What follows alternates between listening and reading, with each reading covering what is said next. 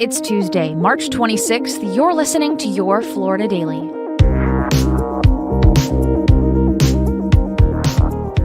I'm Katrina Scales.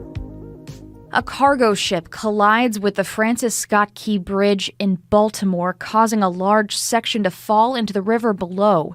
Several cars and construction workers were on the bridge at the time, and a search is underway for those in the water. The collision has some Floridians thinking back to the collapse of the Sunshine Skyway Bridge in Tampa back in 1980. A storm blinded the freighter ship, Summit Venture, as it crashed into the columns of where the old Sunshine Skyway Bridge stood.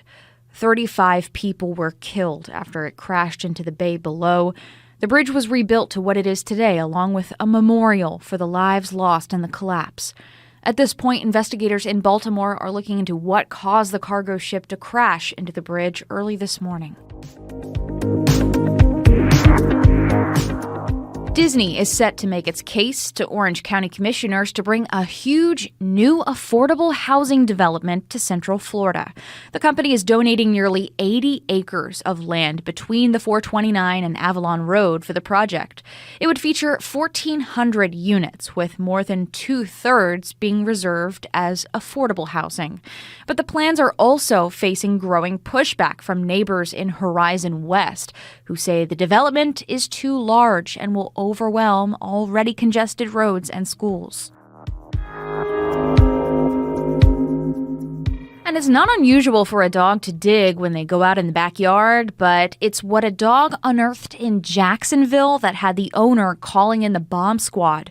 That's because the dog dug up a piece of unexploded military ordnance.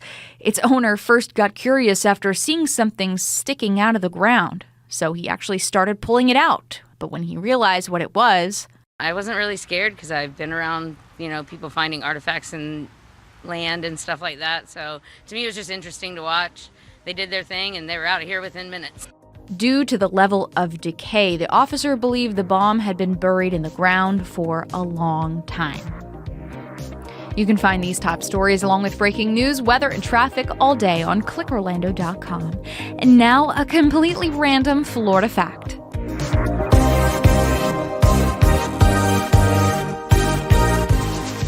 Nearly 12% of the nation's tallest trees are found in Florida.